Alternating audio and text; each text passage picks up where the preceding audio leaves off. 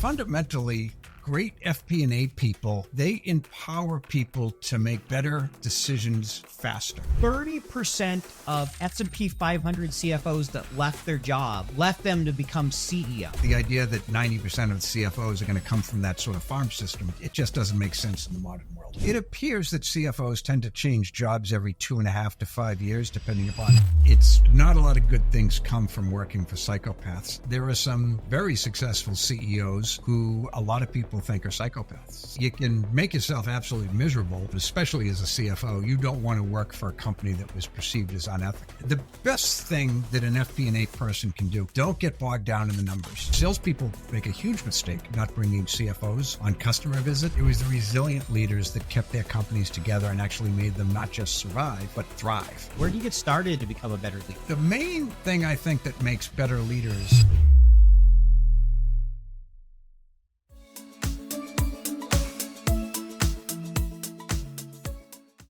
A message from this week's title sponsor. If you're a finance leader that is still budgeting in spreadsheets, you know your model is one change away from falling apart. It doesn't have to be this way. Abacum is the leading mid-market FP&A solution, trusted by hundreds of companies to eliminate the spreadsheet struggle. Visit abacum.io today and multiply the impact of your finance team. Hello, everyone. Welcome to FP&A Tomorrow, where we delve into the world of financial planning and analysis, examining its current state and future prospects. I'm your host, Paul Barnhurst, and I'll be guiding you through the evolving landscape of FP&A. Whether you're a seasoned professional or just starting your journey in FP&A, this show has something for everyone. This week, I'm thrilled to welcome to the show, Jack McCullough. Jack, welcome to the show. Thanks. I appreciate the invite. I've been looking forward to some time, and it's going to be a great conversation, as they always are when you and I get together. Yeah, we have a lot of fun. I know we did one on my prior show, FP&A Today, and that was great. So I'm looking for some fun information again. Let me give just a little bit of a background on Jack, and then we'll jump into the first question I have, my standard question I ask everybody. So Jack comes to us from the Boston area in Massachusetts. He's the president of the CFO Leadership Council. He did a BS in accounting from Suffolk University and his MBA from MIT. He's an avid speaker, host of the podcast Secrets of Rockstar CFOs, and author of 2 books. One book is by the same name as the podcast, Secrets of Rockstar CFOs. And my favorite title is the Psychopathic CEO, because I've worked for a few myself. So I like that title. We like to start with this question for every guest. In your opinion, your experience, what does great FP&A look like? What is great FP&A? You know, it's a great question because the answer constantly changes, but fundamentally, great FP&A people, they empower people to make better decisions faster. And that's an oversimplification, but it's the tools are there, the workforce is there, the expertise is there. It's a critical skill. I said a couple of years ago, I said probably 2 years ago, that by 2030, there would be more CFOs who grew up in FP&A than the traditional controllership route. I believe that's what's going to happen because FP&A is all about the future. How to consider it, how to prepare for it, how to react when things go off a little bit. It's such an invaluable skill. It empowers CFOs and through them, the entire organization. I couldn't agree more. I really love the way you described it there. And I know you and I have talked about that before of how FP&A is a great springboard to become CFO. And I think what I saw a study last year that said 30% of S&P 500 CFOs that left their job left them to become CEO. And I think that speaks to just the strategic nature of finance today, becoming so commercial and forward-looking versus just controls. And FP&A is a microcosm of that because it's that forward-looking organization. Thoughts on that? Yeah, you're absolutely correct. And it's my first CFO job I got in 1997, and I was a CPA, and I largely got the job because I was really good accountant, good at, cost control and closing the books and financial reporting, and strategic enough. No one was really looking to me, or bluntly, most CFOs of my generation, for sort of that strategic acumen. And now it's almost flipped a little bit, They're looking for somebody who's a strategic thinker, a genuine partner to the CEO, who's good enough at finance and accounting. It's not a complete 100% flip. And, I do remind people that the F in CFO does stand for finance. It is actually a valuable skill to have, but sort of the idea that, you have to work in a large public accounting firm, become a controller, and then you're ready to become a CFO.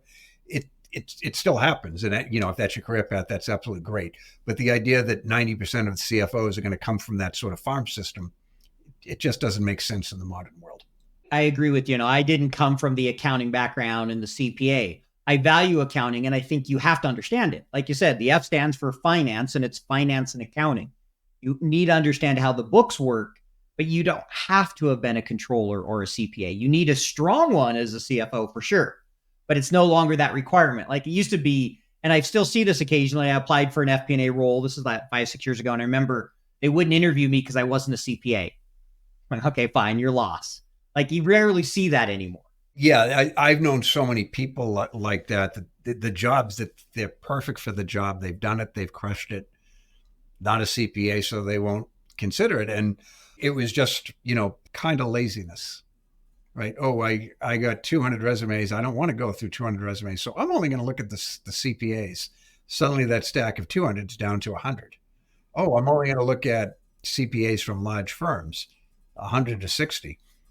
Guess what? You just eliminated 140 really good candidates potentially. Not that they all would have been good, but it's not a great way to do it. But it's also understandable too, right?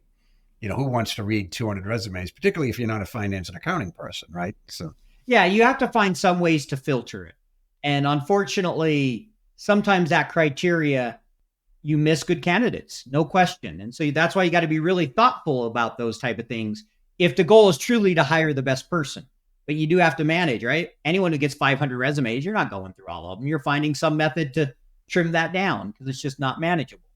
Yeah, and old school, there was no technology to help you with that, right? You literally had to read them, but now there's scanning technologies and whatnot, and but even people are clever, right? They'll put keywords that aren't relevant, but they'll put it in small white font so nobody can actually see them, but they show up on scanners. So the ongoing battle.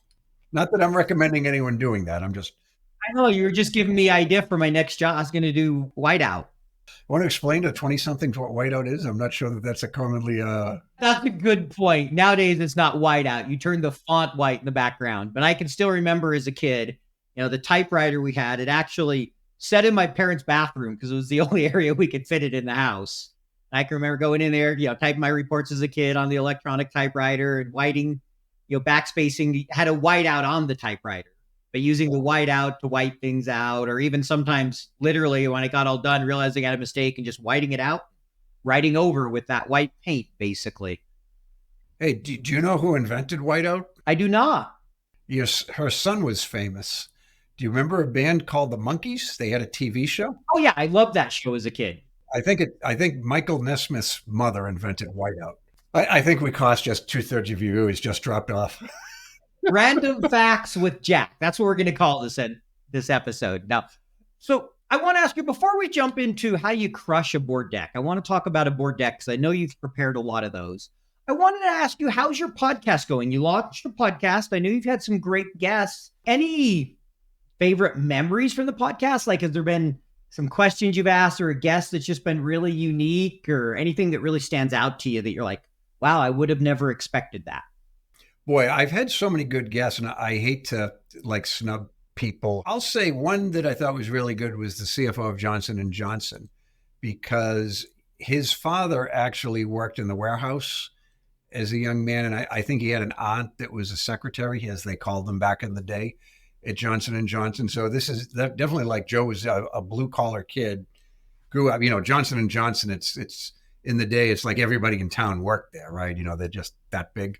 GE had the same effect in the Boston, Massachusetts area. It's like everybody worked at GE or Bell Labs at some point in their life.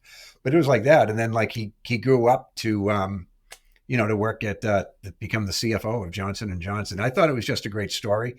And, my podcast, I do focus more on the person's journey and the CFO themselves, as opposed to the company that they're working for at a given point in time. So. Yeah, I love hearing those stories, especially people that came blue collar, really worked their way up. I always have an appreciation for people who have done that. Absolutely. And I'm learning that 1 out of 4 CFOs who were born in the United States or raised in the United States worked at McDonald's in their life. It's, because I do ask, what was your first job? It's remarkable how often I get McDonald's, Burger King, Wendy's. So what was your first job? My first job, I worked at a dishwasher if you don't count paper routes. My first job, I worked at a dishwasher at a seafood restaurant on Lake Winnisquam in New Hampshire. So it was called the Rusty Anchor. So you did have a paper route. I had one as well. Our younger audience is probably like, papers, what's that? Yeah, I got up an hour before my sisters to work on the paper route. I made like $6 a week. Like, why did my parents make me do that?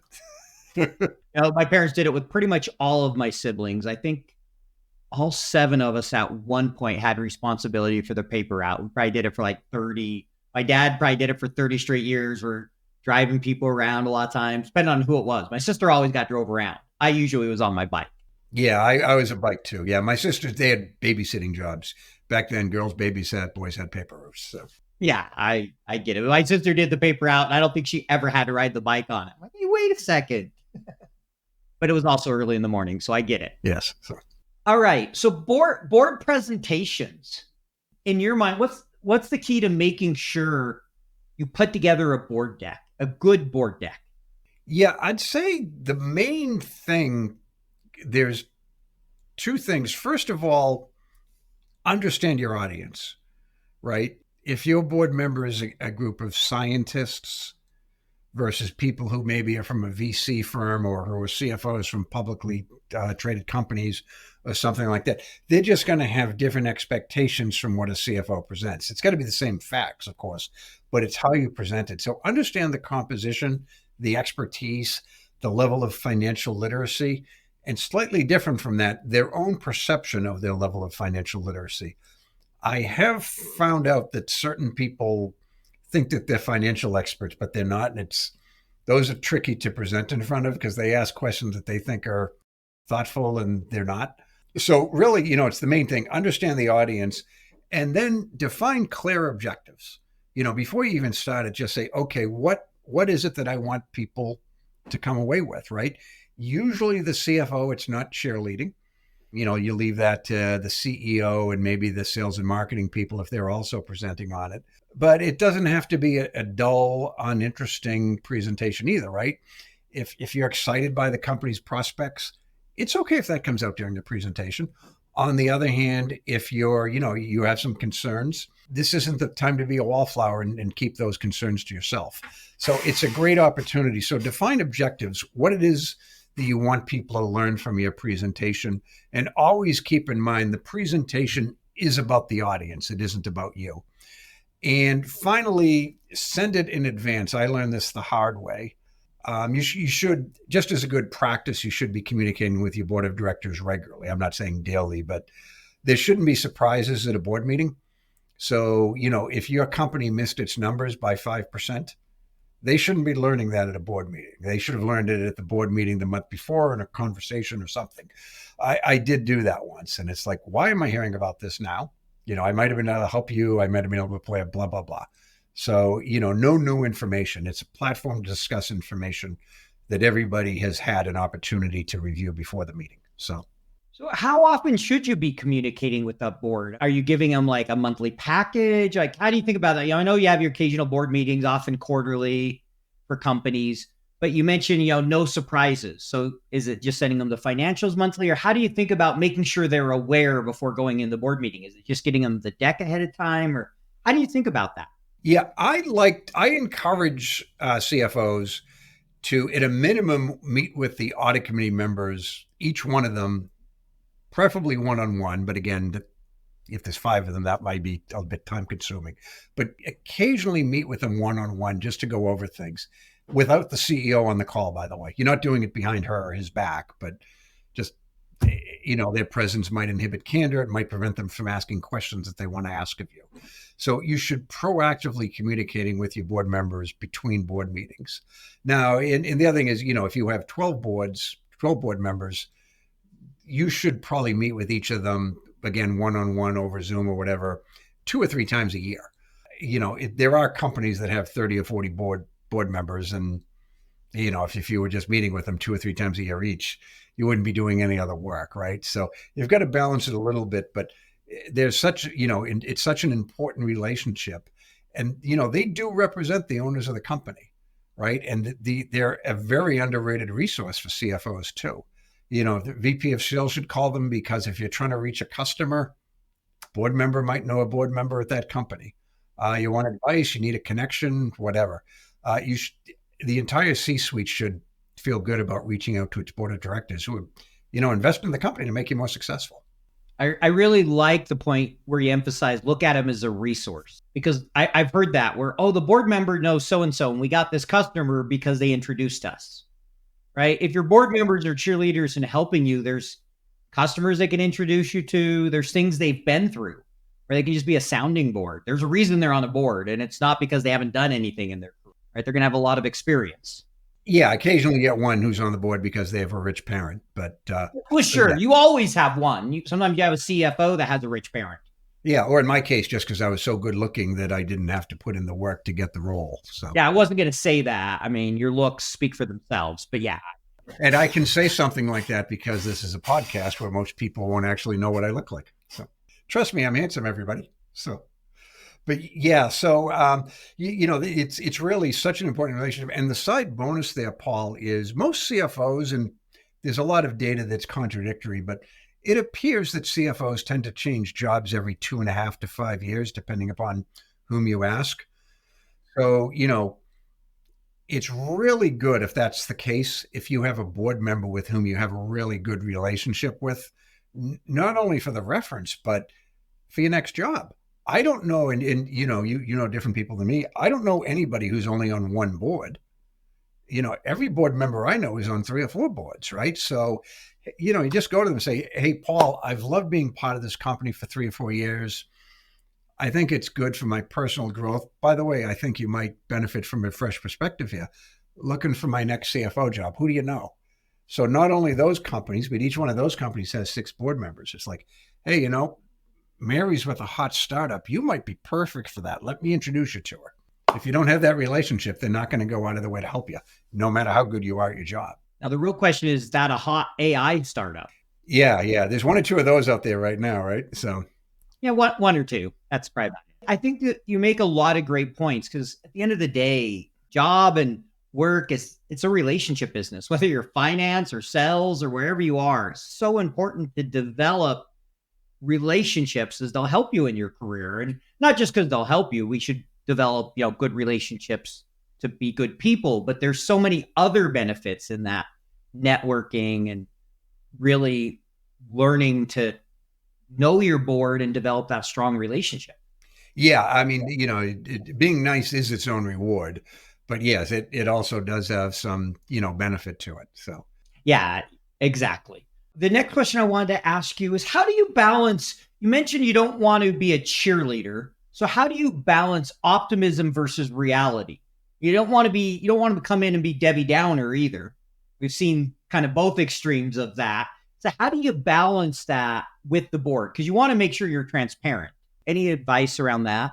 Hopefully optimism and realism are the same thing in most cases, right? But there's a burden on the CFO. Boards expect them to tell the truth, the whole truth, and nothing but the truth. So help them God, as the saying goes. So you don't spin things, you don't exaggerate, you don't make errors of omission. The board deserves and needs the full truth. It doesn't mean you have to present it in a negative way, right? But you can't be a cheerleader. It's a juggling act all the time. What can get a little scary for CFOs is sometimes, a lot of them have shared with me, they work for CEOs who are overly optimistic, and CEOs by their nature are optimistic. Founders of companies, they have to be believing what they wouldn't have started the company if they weren't. And then professional CFOs, they're very confident people. They think they can overcome any challenge thrown at them. It lends itself to a natural optimism. Where it gets tough for CFOs is, he's too optimistic. And I'm not even saying that they're lying. It's just, if everybody thinks that the company is going to grow 14% year over year, and the CEO's in front of the board of directors saying, I think we're going to grow at least 25 with a chance of 50%. What do you do there if you're the CFO and you're in the room and he says that or she says that, right? That's a really uncomfortable situation. Most of them would say you can't lie, but you don't have to go out of your way to say, hey, Frank's wrong. That's not the way it's going to go down.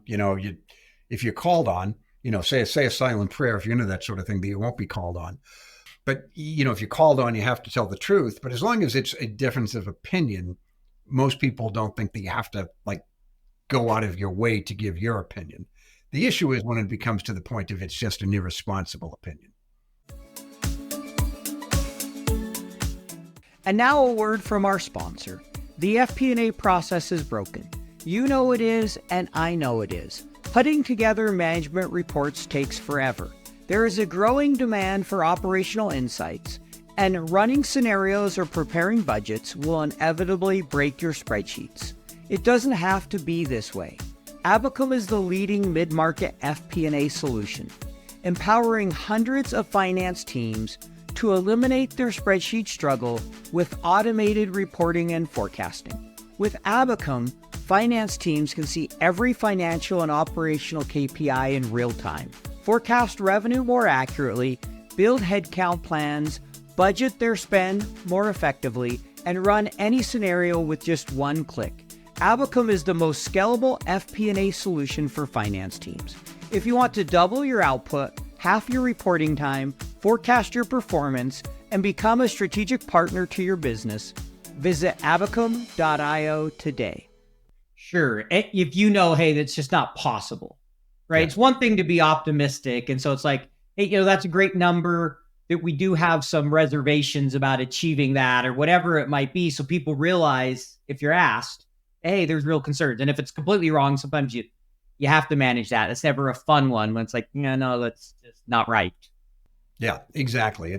I worked at a company, and the guy, he was very honest, but I thought his revenue projections were crazy. On the other hand, his last company, he made them, it was a, Inc.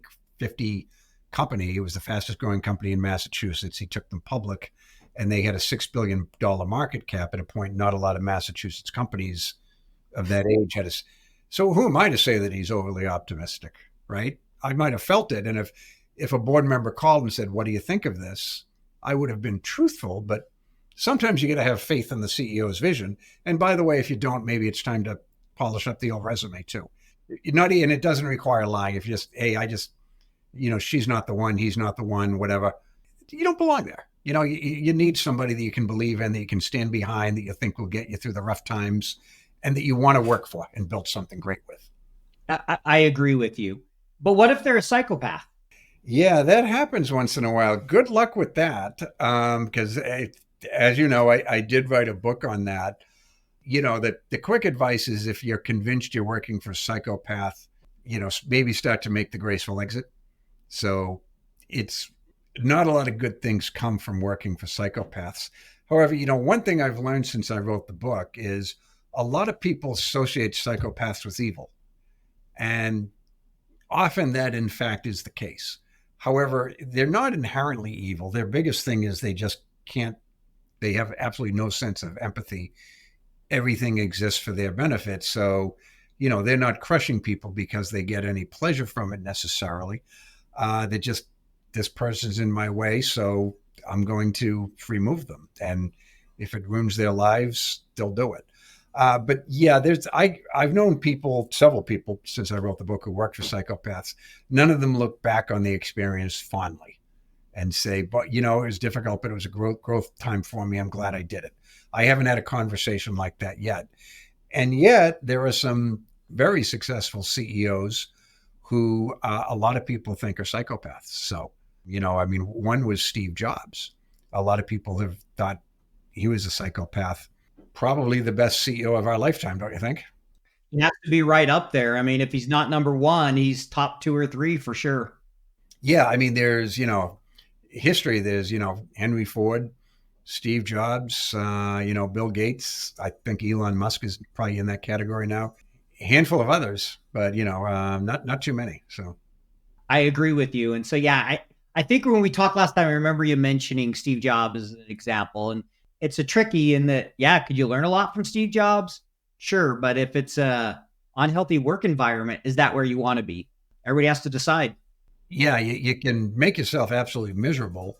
And then again, Steve Jobs, despite his oddities, and maybe he wasn't the nicest guy, but there's no indication that he was unethical in business. A lot of them are, especially as you don't want it at all, but especially as a CFO, you don't want to work for a company that was perceived as unethical, right? I mean, there weren't psychopaths involved, but how would you want to present a resume that you worked for a company like Enron, right? I mean, yeah, if your list of companies is WorldCom, Enron, Arthur Andersen, you got a problem. Yeah. So, but you want the one thing that you leave a job with is your reputation. Hopefully you make some money, get some learning experiences, but absolutely the one thing that's going to follow you to the next one is your reputation, and it better be a good one. So, agreed. So I want to bring this back a little bit more to the FP&A community. We've talked a lot about the CFO and the board. How can they best support the CFO? And what's the role you've typically seen FP&A playing in preparing board decks? How should they think about it? Yeah, I'll say more and more, though, I am seeing senior FP&A people who will present at board meetings. Sure. They bring a skill set that a CFO, unless she or he grew up in FP&A, may not have, right? And the CFOs are pulled in so many different directions. Controllers are better controllers than CFOs are. FP&A people are better FP&A people than CFOs are. Treasury people are better at treasury than CFOs are, et cetera. Sure. So, but again, the best thing that an FP&A person can do, don't get bogged down in the numbers. Understand the business, understand the strategy, and then figure out how those numbers support both of those things to create growth and drive value. That's the main thing that CFOs and the C-suite and boards of directors are looking for. How do these numbers create value? And FP&A people, generally speaking, don't speak in GAAP as their first language. Some of them do, but it used to be, I went through an evolution. It's like, every presentation has to have GAAP. And then it was like, no, only talk to GAAP when you're talking to accountants. And now I think even when you're talking to a finance and accounting people, don't bring up GAAP except to the minimum that you have to, like with the audit committee. It's so arcane, unless the person you're speaking to is a partner in an accounting firm or a college professor, GAAP may be a little bit beyond their reach, right? So FP&A, understand the business, come up with KPIs that matter to your business and to your industry. And by the way, they might be different from person to person. If you're talking to the VP of sales, there are certain, they don't care about things about inventory necessarily, but things about historic backlog trends, growth projections, what regions are more profitable and what are not, what are the industries that are emerging, things like that. That's what they want to hear. But if you're talking to a chief financial officer or maybe human resources executive, different stuff, so understand your audience. It's critical. Yeah, I appreciate that. And I agree. We are seeing more FP&A people be on boards. I worked at a company where we had someone that he was in corporate strategy, moved into FP&A, but he was often in the board meetings and doing a lot of FP&A work. And I think he was at a director level at the time. But, he was involved. And this was a, $6 billion company. CFO would often have him in there and because he had helped prepare the board deck and he knew the details. And sometimes having somebody that can go and pull that number or even present something is really helpful for a CFO because you're not going to know everything. No, you're expected to, but the reality is, other than you and I who are prodigious, most of us can't know everything. So, I hope your audience don't think I was serious by putting us in that prodigy category. The last time I was a CFO, I knew everything. Oh, wait, I've never been one. There we go. Well, I was last in 2007, so it's been a little bit of time for me. The job's changed a little bit, but it is interesting because I'm not sure that I would make it to the CFO level today. Like the young people who are getting CFO jobs, different skill set, different aptitudes, so smart, so well educated, so prepared. Not knocking myself at all because I'm a confident guy, but there's just a lot of young people making fantastic CFOs, and it's their experiences academically, professionally, and just other things they bring to the table that I did not. No, I see some of the people now, some of the skill sets they have, and I'm like, wow, I wish I could do that. Yeah. I know a little bit of what you're talking about. It's great to see, because that's what we want in finance, the best of the best. You want to see those top people reaching the CFO level and really helping drive the business forward, because it elevates the finance profession for everybody. And, we don't want to be viewed as the bean counter in the back office. And we all know the jokes, right? Yeah.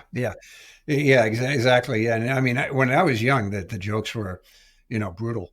The bean counter and the accounting nerd type of jokes. In fact, my first boss, I believe I shared the story when we last spoke, but he was like an old school CFO, and my first boss in the accounting profession, not at fast food restaurant types of jobs, but he was a old school. I mean, sales and marketing people used to call him bean counter and worse, and he used to call marketing arts and crafts. There was no effort to understand each other's businesses. Just he lived in accounting and finance, and marketing lived in marketing. So I get it. When I was in grad school, and this is just back 2006 to 2008, we used to tease everybody that was in marketing. Oh, those are just the fluffy people that can't understand the numbers. And now I have basically a marketing business. And I'm kind of like, oh, wait, maybe that's not quite accurate. Maybe with hindsight, maybe you're a little bit harsh. So, but exactly. So I get it. But yeah, we used to joke a lot about that for the finance people. You're just the ones that just don't understand the numbers. That's why you're in marketing. Yeah, we used to joke too that the people that weren't really good enough at finance, we put them where they couldn't do any damage. Strategy. Like no one listens to them anyway. Now it's kind of, I don't want to say it's the other way around, but certainly strategy and finance are, equal. So yeah, they go together. Well, funny story. We got a new CEO in a company talking about strategy. And I still remember this first meeting. He's meeting with the whole company. He'd been there a month or two. So I think it might've been a second meeting, but he's doing a big town hall to make some announcements. And he was very open. He goes, if anyone's seen our strategy, let me know. I still haven't been able to find it. So if you see it in a drawer somewhere, because the company just had no strategy, it was quite a mess. Hence why we had a new CEO and a big turnover. But it was just really funny. I'm like, wait, we're this big, huge company and we have no strategy, and you're admitting that to everybody?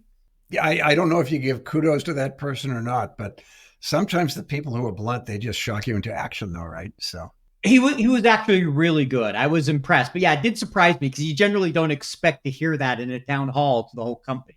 Yeah, you don't at all. Well, my funniest town hall moment, we had a venture capitalist from a very prominent VC firm. He was on the board. So he was speaking to the people, and everybody wanted to hear him. So, everybody was there. The guy just forgot my name. He said, had a good presentation from your CFO, the bald guy. And then he went on like he didn't say anything. Then it was hysterical. The next morning, someone said, check out the company's website. Whoever was the webmaster removed my name. It had my picture, and it said the bald guy, chief financial officer. FP&A guy here. Today, I want to talk about the FP&A guy's ultimate FP&A course bundle. This bundle includes over 10 hours of content recorded by Ron Montero and myself, many templates, and great lessons to make you a better FP&A professional. The content includes FP&A business partnering, how to manage tough conversations, build world-class relationships, and hold the business accountable. It includes modern Excel, which is a real game changer for the way you'll work in Excel. Excel tables, the gateway to modern Excel. Power Query, a game changer for transforming your manual processes and loading data. And then dynamic arrays. Next, we cover modeling design principles. In this course, we talk about the importance of designing models in a certain way and how important it is that you think about design. And last but not least, driving value through smart analysis. How you can conduct data analysis to be a better FP&A professional. Go ahead and sign up for this bundle at thefpnaguy.com. That's thefpnaguy.com. Use the code podcast to save 25%. Get started learning today. Oh, that reminds me of one. This is 30 years ago. We were meeting with this couple, and I was a missionary, so we were praying with them. And the one person goes, he says the person's name, and he's like, and bless his beloved wife. Because he couldn't remember her name. And we get done, and she looks at him, she goes, oh, I'm the beloved wife, am I? Like immediately called him out. We were just busted up laughing. We gave him a hard time about that for quite a while. Yeah, you would never let that go, actually. So yeah, exactly. Like the bald guy instead of your name for saying that. That's pretty oh funny. yeah, we left it up for like months. Oh, I'm sure you heard about that for a long time. Yeah, the bald guy. Talk to the bald guy. So Yep, no, exactly. We never let him live it down either. So I want to ask you, before we move into kind of a standard set of questions I have, I want to ask you a little bit about leadership. I know you mentioned on your website, one of your favorite things to do is to help develop leaders. Why is that? Why do you enjoy so much working with people to become better leaders? yeah, again, I talk with a lot of finance and accounting professionals, and I do tell people, look, with the CFO Leadership Council, if you want to become a better accountant or even a better finance person, this may not be the right organization for you. But if you want to become a better leader, a better strategic thinker, and a better overall business person, I think we can help you on that journey. But, leadership is where the action is. You're running companies, you're making an impact, not only on the companies and the investors and the stockholders and your employees, your customers, but on the economy as a whole. And, if you're just sort of doing a functional job that doesn't have leadership elements, and I'm not saying those jobs aren't important, but it's really the leaders of the world who are making the difference and, making the world a better place, even for people that don't know who they are and you'll never come in contact with. But if you're helping your company survive, creating jobs, creating great technologies that improve the world, whatever it might be, you're really making an impact in a way that you can't just by being really, really good at finance and accounting. And so if somebody's listening and thinking, I want to become a better leader, how do they do that? Where do you get started to become a better leader? The main thing I think that makes better leaders it's more personality qualities than anything. I mean, for a CFO, finance and accounting's table stakes, right? You're going to be pretty good at that, or you wouldn't have the opportunity. But it is the leadership things that set you apart. And it's things like empathy. Don't pretend to care, but actually show an interest in people, your employees, your customers, your investors. Always be putting yourself in their shoes. Be empathetic, transparent for any executive, but more so than any other for financial people. She means what she says, and she says what she means. That's how you need to live your life when you're a CFO. Just transparent communications. No presenting with your fingers crossed behind your back, so you don't have to tell the full truth. That type of thing. Be very transparent. And the other thing is, be resilient. When the company is, 2020, it was a test of resiliency, right? And during COVID and all of the other challenges that we faced shortly after, it was the resilient leaders that kept their companies together and actually made them not just survive, but thrive. And be inspirational, but be truthful in being inspirational.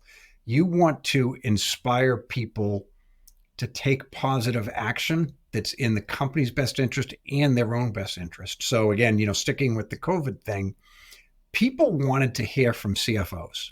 If their employees were struggling, why should I keep working here? Why should I be optimistic that I have a career path here over 90 days? They're going to believe it coming from the CFO more than from anyone else, because CFOs inspire a lot of trust with people. So, be inspirational, give them confidence when you're talking to customers. Salespeople make a huge mistake not bringing CFOs on customer visits sometimes. During those crisis types of moments, it's like, I want to hear from the CFO and understand the plan to survive this crisis, or why you're going to grow. I don't want to hear it from you. You're not lying, but you're always in sales mode. Colors every communication we have. I want to hear it from the CFO. So, be inspirational, be resilient, be empathetic. So I like that. Empathetic, resilient, transparent, and he said one other. There's actually 5. I made an acronym in my head, but to make it easy to remember, then I myself forgot it. It's TRICE. Transparent, resilient, inspirational, collaborative, and empathetic. Got it. TRICE. I'll have to remember that.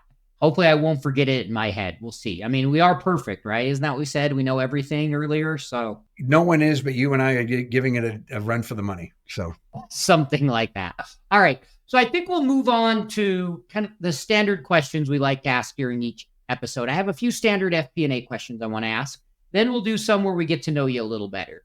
So the first one is, in your opinion, what is the number one technical skill that FP&A professionals need to master? would analytics be considered a technical skill in this case? I'll take it. Because I would say just an analytical mindset and a problem-solving mindset. Here's the situation, do a deep dive, figure it out, what's going right. By the way, solve problems that nobody else knows exist. That's the magic. When you see a problem that nobody else sees, and not just point out the problem, come up with a solution for it. That's real value add. It's like, hey, we're doing great. We're growing 25% a year. This is wonderful. But did you notice these 2 or 3 things that aren't wonderful? Yeah. Did you know we could improve margin 3% if we did X? Did you even know that was going on? Oh, no, that's a great idea. Yeah, exactly. There's upheaval in Brazil where we get 20% of our raw materials. It hasn't affected us now.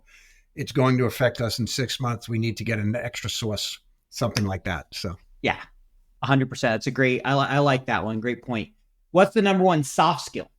Well, we just sort of talked about all of them. I would say, I guess I'm always going to go with empathy for an FP&A person. I always, think of, if you're a public company, think of the grandparents who invested in the company, who don't have your level of sophisticated expertise. Think of them. Think of the people in your organization and across the company who need this job. Think of the board member who's really working his or her butt off and just needs the best quality information to make decisions to drive the company forward. So just always put yourself in the other person's shoes. Great advice. I really like that. We don't get empathy very often, so I appreciate it. I think I've had one other person say that one. So can I share you a story? And I wish the woman would let me say her name because it's a great story. But she was hired. She was hired as a CFO, and is in a state that doesn't. It was probably the hottest job in her state at the time, and it's a state that does not have a lot of IPOs. It's not like an innovation hotbed by any stretch, but not California, not Austin, Texas, and not Eastern Massachusetts. But so anyway, so the CEO, hired her, and they worked together for a couple of years. She finally said. She looked at all the candidates who, he'd considered, found out about it. It was like a who's who of CFOs. And it was her first CFO job. In fact, she was right out of public. She said, why'd you hire me over all of these people? And he said, well, it was one reference. And he said, really? Who's the reference? And he said, well, it was someone you worked with at EY. His name was Frank Smith, making up the name. And Frank Smith was a mentally challenged guy that worked in the library, grew up on the same street as the CEO. And he just said, hey, I'm curious, do you know Janet, what she's like? And Frank said, yeah, she's the nicest person I've ever worked with at EY. If you can hire her, you should. So, there's something to be said about just being empathetic and just being fundamentally decent to people, right? Yeah. One of my favorite CFOs I had, someone asked about his success and he goes, because we're all a team. Like if something needs to be done, I'll pitch in. If we need to clean up, I'll pitch in. It's like, I'm no better than anyone else. I just have a different role to fulfill. And I love that perspective. Just would roll up his sleeves and get his hands dirty. He understood what his responsibility was and knew when he had to, be the boss. But he was just very empathetic, understanding, and ultimate team player. And I really admired that. Yeah. And that's what, and leaders are like that, right? And you've interviewed some great leaders, but one, Jack Harding, who's the CFO of Chipotle, one of the best CFOs in the game, could not get the guy to take a compliment. Everything, I had a great mentor, or I had a team that covered for me, or, if I would have told the guy how smart he is, he would have, credited his mother's DNA for giving him an IQ or something. I mean, the guy doesn't know how to take credit for many of his compliments, and they are legion. But that's what great leaders are like, I think. It's like they say military heroes, war heroes, they never call themselves that. They never brag about what they did. Just, as with a great unit. So. Yeah, they give credit to others. They almost always focus on the team. I couldn't have done this without the team. You can just see that in the greatest leaders, especially those that have empathy. It's amazing to watch how appreciative they are of others around them instead of, oh, it's my smarts that got me here. Yeah. So, all right. So one other fun one I like to ask, and I'll give you a minute to think about this one. If you could wave a magic wand and change one thing about FP&A, either the role or the profession, what would you change? change one thing about FP&A. I would give them better cross-functional respect. I think CFOs, and certainly great CFOs, value FP&A. They recognize what they do. But I think the other functions don't really appreciate the value of a well-oiled FP&A machine. They really don't. You talk to an FP&A person for 20 minutes, you'll get it. But a lot of, VPs of sales and marketing don't. They don't call them bean counters, but they sort of think of them as something akin to that. Oh, geez, it's just the numbers people. I've got to move product. How is some accountant going to do this for me, right? Once they work with them, hey, give them an hour. Tell them what the biggest challenge is that they can help you with. I just wish that it's not even respect, it's understanding. I think I used respect earlier, and it's not that. It's underappreciation and a lack of understanding of the true value that an elite FP&A person can bring. It can make everybody better at their job. I agree. I like that. That's a great one. One I had the other day that I think you'll chuckle at is somebody said, can I give everybody clean data? I was just like, sure. So if it's a magic wand, go for it. Yeah. Who would say, nope, I do not want that clean data. So. All right. So now we're going to move into the get to know you section. I just have a couple questions here to get to know you a little better. So what's your favorite hobby or passion? What are you doing when you're not running CFO Leadership Council or a podcast or whatever you do for work? Well, as you know, Paul, I have two special needs sons who are adults. And that does take up a lot of my time, where we're not able to travel and do a lot of things that, my sisters and my friends and my cousins take for granted. So, it's a lot of family stuff that I do with them. And it's wonderful. But, it's just a different sort of challenge. I suppose the one hobby that I've been able to do pretty consistently throughout this experience is I've remained pretty steady to working out.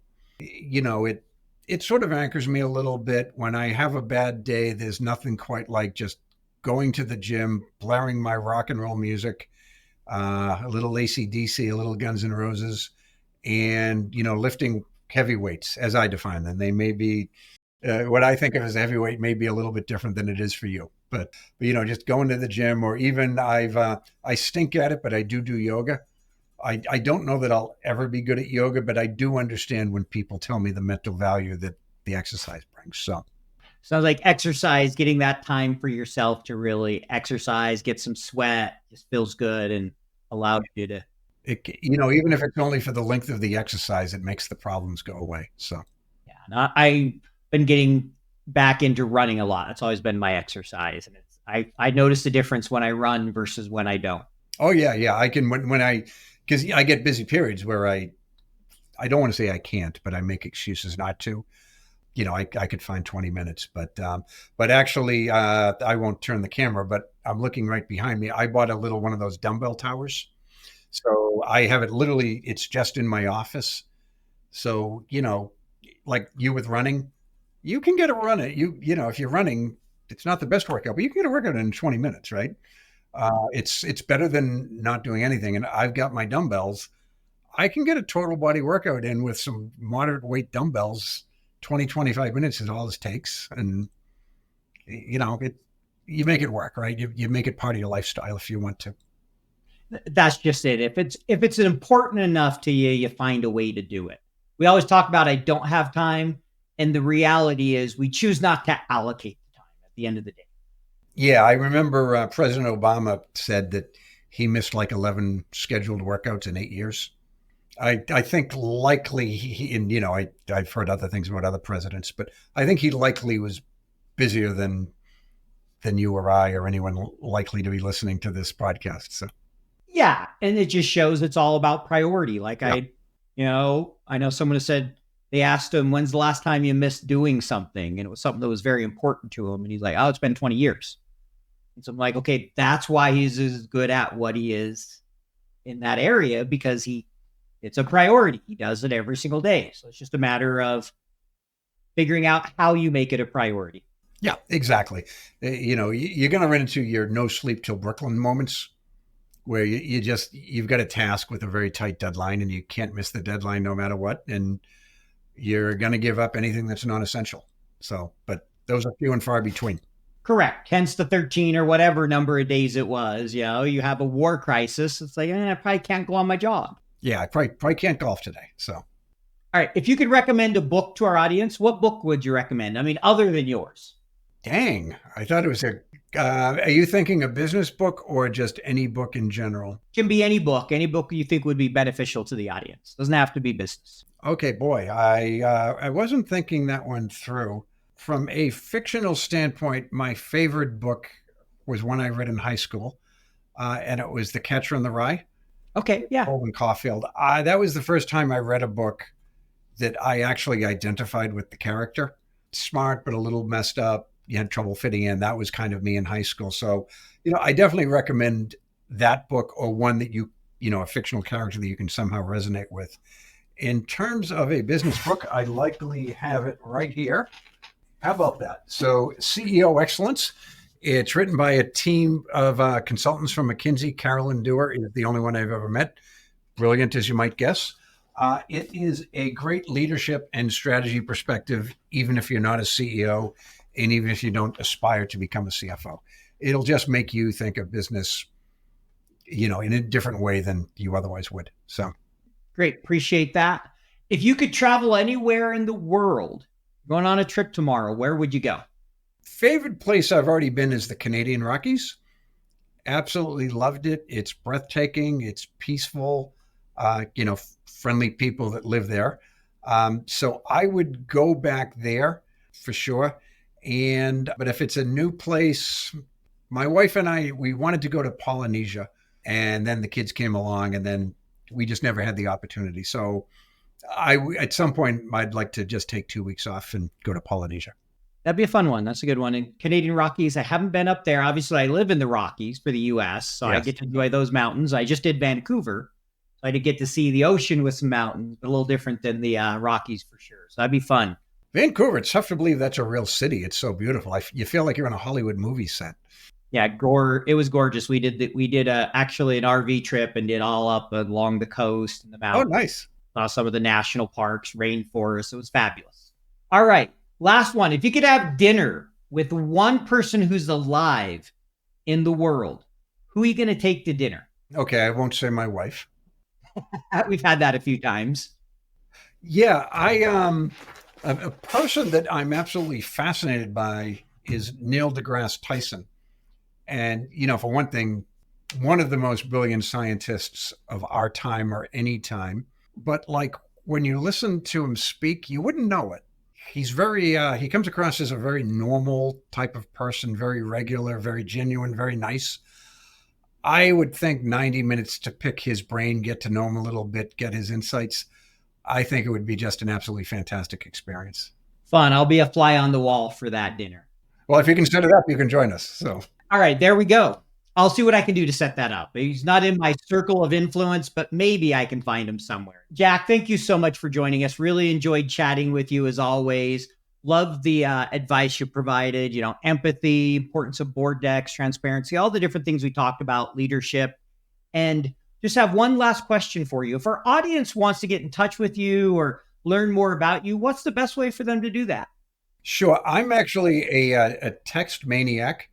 So they can text me at 617-678-0957. My niece used to work for me when she was a teenager, and she told me to stop. She said, "You text more than any teenager that I've ever met." So if you need a quick, pithy answer, that's the best way. If you, if you want something with a little more length and thought, jack@cfolc.com. And feel free to follow me on LinkedIn too. All right, great. Well, thank you, Jack. Really appreciate it. And you have a great weekend. You too. Thanks, Paul. Always a lot of fun to catch up. Thanks. Thanks for listening to FP&A Tomorrow. If you enjoyed the show, please leave us a 5-star rating and a review on your podcast platform of choice. This allows us to continue to bring you great guests from around the globe. As a reminder, you can earn CPE credit by going to earmarkcpe.com, downloading the app, taking a short quiz, and getting your CPE certificate. To earn continuing education credits for the FPAC certification, take the quiz on Earmark and contact me, the show host, for further details.